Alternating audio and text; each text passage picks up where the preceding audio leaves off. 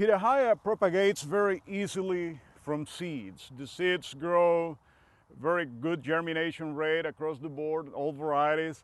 The challenge with growing seeds are pretty much twofold. One is they are not true to type. So you harvest fruit of physical graffiti, and then you propagate it from seed. You're only getting 50% of the genetics of that physical graffiti mother plant or that you used, and the other 50% it's coming from the parent. But as you know, in genetics, they will never be identical. So there is a lot of variability, and that is why propagation of dragon fruit is mostly done by cuttings.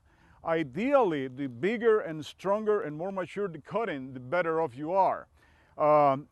Using cuttings will expedite production. For example, the ideal propagation cycle for us here, after we prune, as you can see, there is a lot of plant material.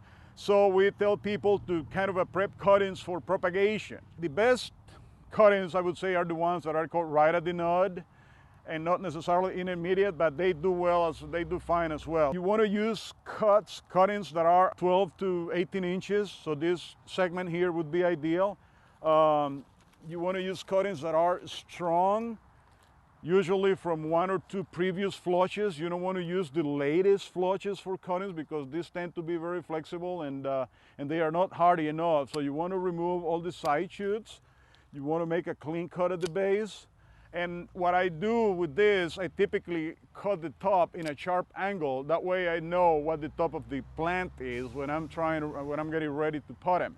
This cutting here is about 18 inches long.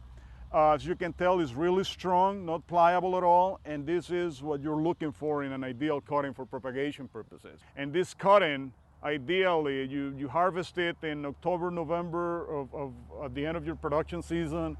You transplant in the spring of the following year, and 15 to 18 months later, this cutting will be producing some fruit. So the propagation from cutting to harvesting, you will start getting fruit after 15 to 18 months, depending on the varieties. And you won't get a lot of fruit, but you will get some fruit. That is 18 months to fruit production from cuttings versus anywhere from 3 to 6 years for if you're propagating from seed. So you gotta be selective unless you are pressed for plant material. I mean, you can see this got some rodent damage, but the base of this, even though it's shorter, is still a good quality cutting. Some of them are skinny. You can tell this is not a basal cut, but they will scar good enough.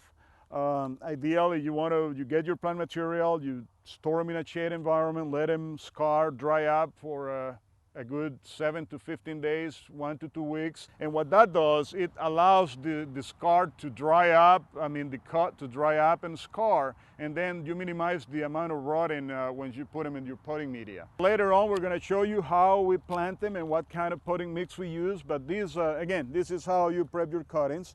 I recommend that you label or keep them separate and label by variety. That way you know what you're propagating, because variety is going to become increasingly important when you try to market your fruit.